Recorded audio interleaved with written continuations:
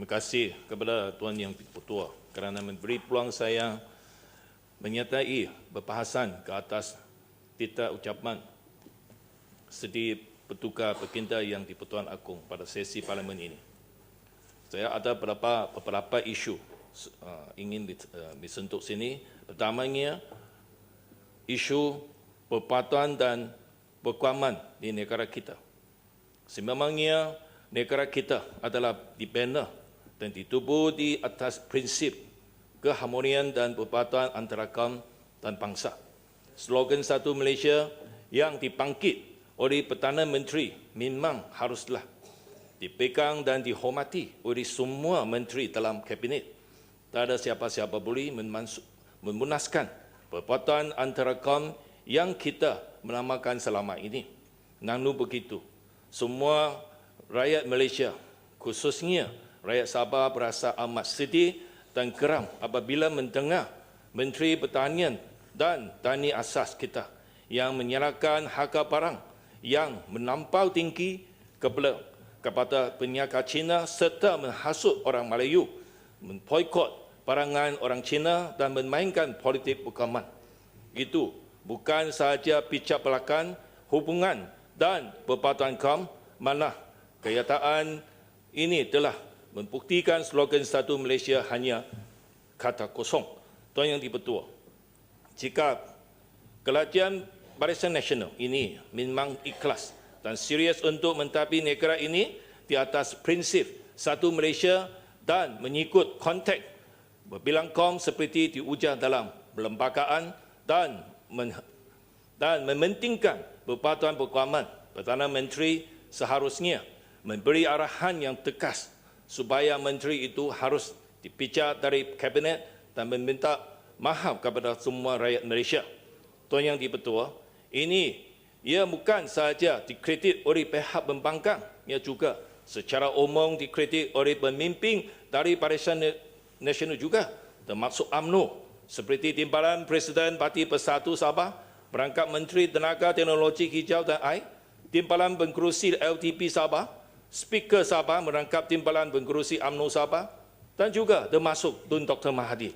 Setelah kita membaca respon daripada pemimpin dari parti komponen Barisan Nasional, kita sudah pasti bahawa menteri ini itu sememangnya salah dan tidak bertanggungjawab. Tetapi beliau masih enggan menarik balik kenyataan beliau dan memohon maaf. Ini menunjukkan sikap yang agu dan tidak bertanggungjawab menteri ini. Tetapi malangnya Perdana Menteri memilih membelah beliau tanpa memputuskan perkara ini. Ini amat mengkecewakan. Jelas itu saya menuntut menteri itu act as a responsible leader dengan izin, menarik balik kenyataan beliau dan memohon maaf kepada semua rakyat Malaysia di dalam Dewan ini. Kalau tidak, seharusnya dipecat daripada kabinet ini. Kita mahu seorang menteri yang untuk semua Malaysia, bukan untuk satu kaum saja. Saya ingin mengingat menteri itu, jika beliau betul-betul ikhlas untuk berjuang demi rakyat, yang paling mustahil ialah menurunkan semua harga bahan minta seperti beras, gula dan sebagainya yang dikawal dan dimonopoli oleh koloni. Bukan saja menyerahkan peniaga-peniaga kecil dan bukan menyerahkan apa-apa kaum. Isu yang kedua, keadaan Sabah. Tuan Yang Dipertua, walaupun Malaysia telah ditubuhkan sejak 52 tahun yang lalu, tetapi Sabah kini masih merupakan negeri yang paling miskin di negara ini.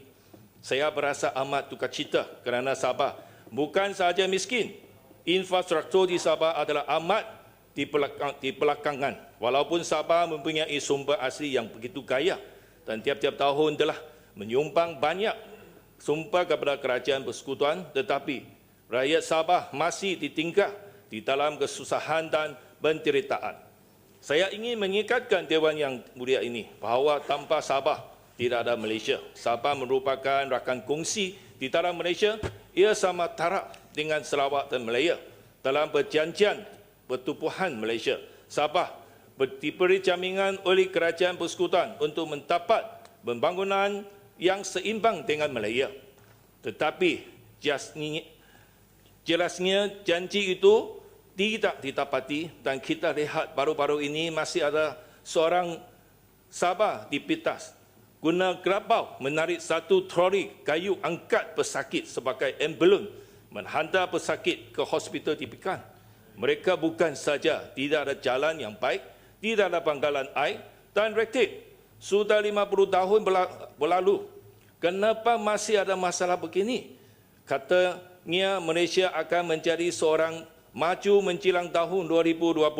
Tetapi rakyat Sabah masih guna gerabau sebagai ambulans. Ini merupakan laughing stock di seluruh dunia. Mana ada negara yang kononnya maju, tetapi masih ada orang guna gerabau sebagai ambulans.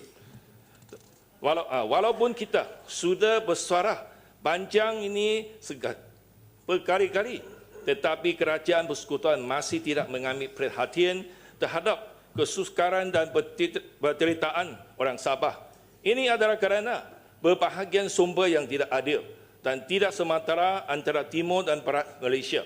Walaupun sumber di Sabah kaya dan telah pun dibagi kepada kerajaan persekutuan tiap-tiap tahun, tetapi kita masih tidak nampak pembangunan yang seimbang di Sabah berbanding dengan Semenanjung.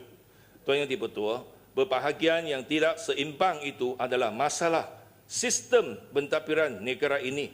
Salah satu masalah ialah kerajaan persekutuan mempunyai kuasa yang terlampau besar dan bertumpu. Ini menyebabkan kerajaan negeri tidak mempunyai kuasa kewangan untuk menyelesaikan masalah di Sabah.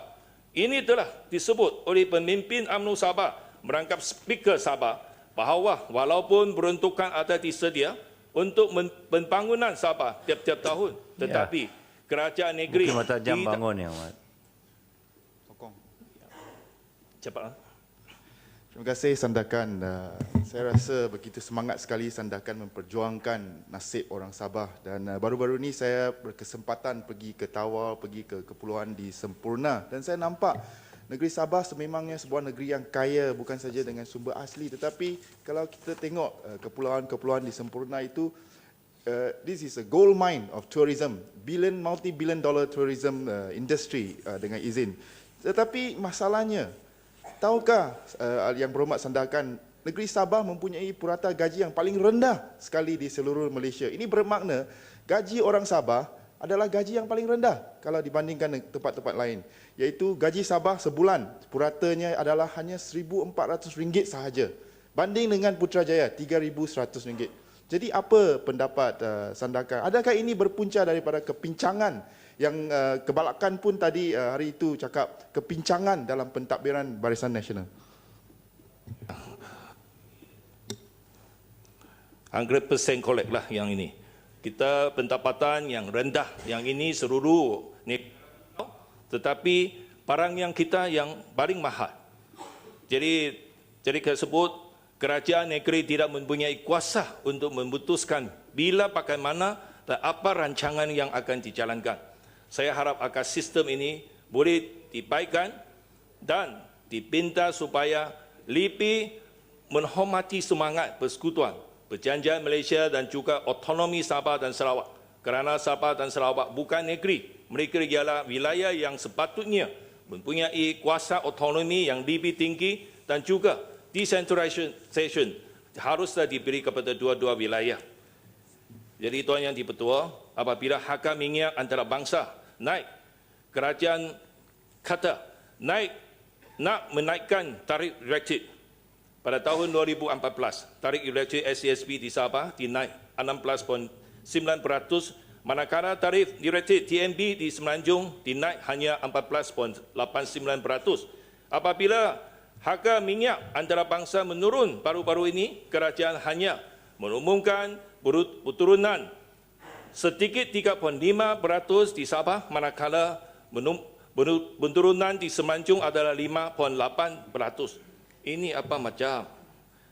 Mana ada keadilan yang dibentuk? Betul. Saya minta Menteri Tenaga Teknologi Hijau dan Air memberi penjelasan kenapa tarif elektrik di Semenanjung menurun lebih banyak daripada tarif di Sabah, sedangkan tarif di Sabah adalah tarif paling tinggi, dinaikkan paling tinggi di seluruh negara. Dan juga di Sabah breakdown yang sentiasa paling tinggi. Sudah pun orang Sabah miskin, tapi kerajaan langsung tidak prihatin kerana kesusahan mereka dan terus mengenakan polisi yang tidak adil antara Timur dan Barat Malaysia. Ini tetap tidak sementara dan tidak adil.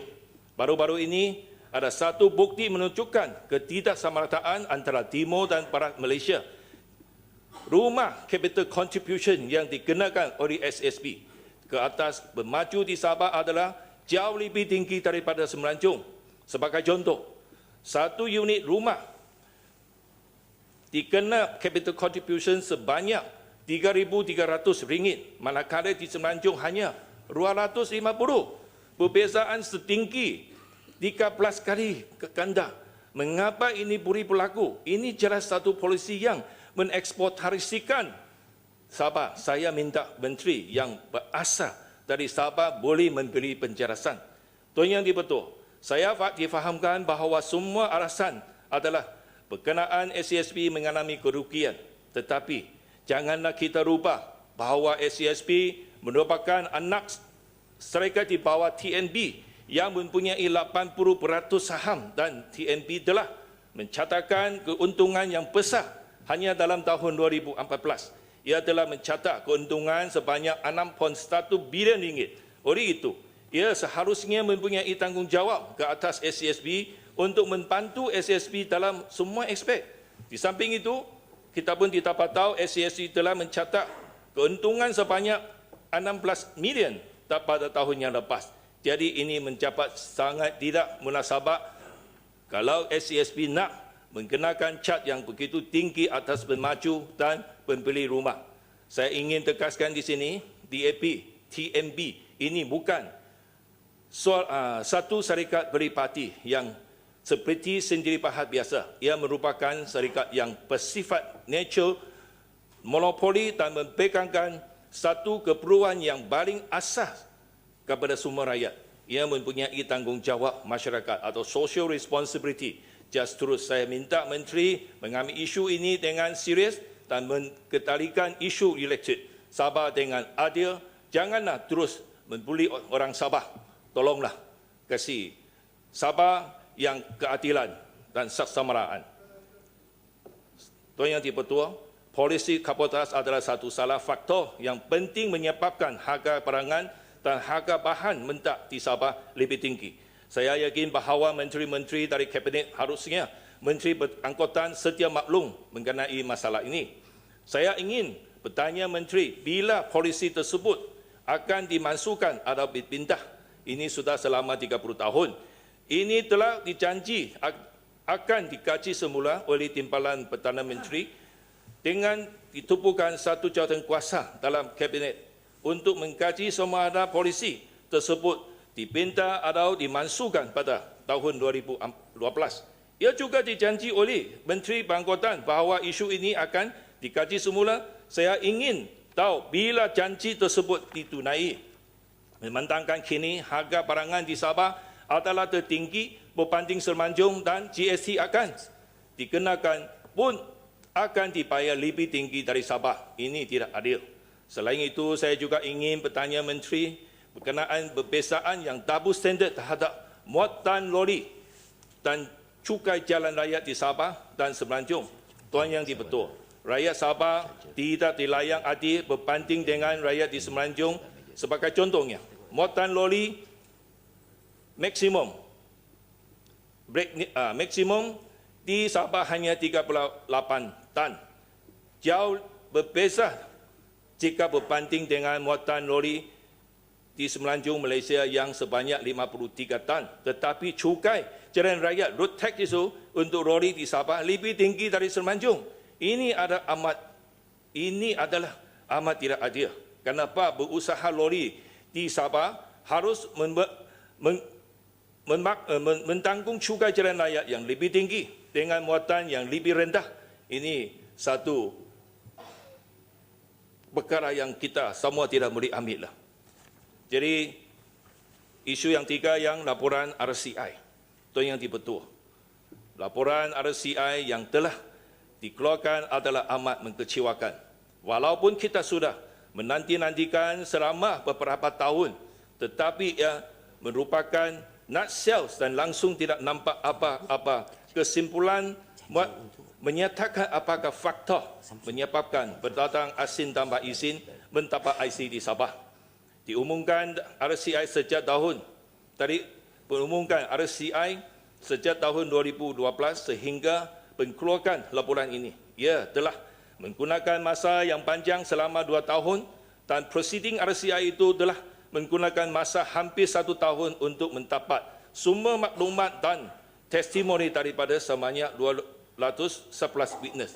Ia sepatutnya satu laporan yang paling tepat dan mempunyai sama gantungan lengkap dengan gantungan yang lebih besar dan banyak dalam sejarah negara, tetapi ia hanya mempunyai 360 muka dan tidak ada hasil dan tidak ada solution untuk menyelesaikan satu masalah ini. Secara keseluruhan, laporan ini menunjukkan tidak ada keikhlasan dari kerajaan persekutuan untuk menyelesaikan masalah ini. Lampaknya laporan ini langsung tidak membantu masalah yang kini dihadapi oleh rakyat Sabah dan merupakan hanya wayang kulit saja. Selain itu, laporan itu disyaki kemungkinan tidak ada persetujuan daripada panel RCI kerana langsung kita tidak nampak ada tanda tangan yang sahkan oleh ketua panel dan ahli panel lain, dan juga tajuk di atas buku laporan sepatutnya laporan Suruhanjaya Siasatan Diraja, tetapi perkataan diraja dihilangkan di atas buku laporan. Saya ingin bertanya, kenapa perkataan yang begitu penting akan dihilangkan? Perkataan diraja adalah penting kerana laporan ini adalah disahkan oleh Yang di-Pertuan Agong. Sebagai penghormatan, ia harus ditajukkan atas laporan tersebut. Jelasnya kehilangan perkataan itu seolah-olah menghina institusi diraja. Saya minta penjelasan. Di dalam laporan ini tidak ada satu cadangan yang solid untuk menyelesaikan masalah parti. Hanya satu cadangan, ialah itu menumpukan jawatan kuasa khas, memilih pandangan. Ia masih tidak akan membantu masalah mengatasi masalah ini. Terima kasih, Tuan Speaker. Terima kasih. Tahukah Sandakan bahawa baru-baru ini di Philippines, House of Representatives, seorang representatif bernama Carlo Alexi Nograles telah mendedahkan seperti mana yang diterbit dalam Manila Standard bahawa ada 2 orang yang telah disyaki sebagai orang Malaysia, iaitu pengurusi Moro Liberation Front, Al-Haj Murad Ibrahim, dan Peace Panel Chairman MILF, Mohaga Iqbal. Mereka telah didedahkan bahawa mereka adalah memegang pasport Malaysia dan adalah orang Malaysia. Adakah orang ini ataupun 2 orang ini hasil dalam projek IC seperti mana yang juga dilaporkan dalam RCI report? Dan bukankah Perdana Menteri patut bentangkan laporan RCI Sabah secepat mungkin dalam sesi ini? Terima kasih. Ya, boleh golong ya, Mat. Saya setuju. Masuk ucapan saya. Tuan Yang di-Pertua, mengenai satu jawatan kuasa yang dicadang dengan laporan tersebut untuk maklumat Dewan Yang Mulia. Jawatan kuasa ini dipimpin oleh Menteri Dalam Negeri dan Ketua Menteri Sabah. Di bawahnya ada satu lagi jawatan kuasa yang dipimpin oleh Yang Berhormat Keningau. Telah mencadangkan, mengeluarkan semula semua IC kepada rakyat Sabah. Ini merupakan cadangan yang baik dan harus dilaksanakan secepat mungkin untuk sekaligus menyelesaikan masalah ini.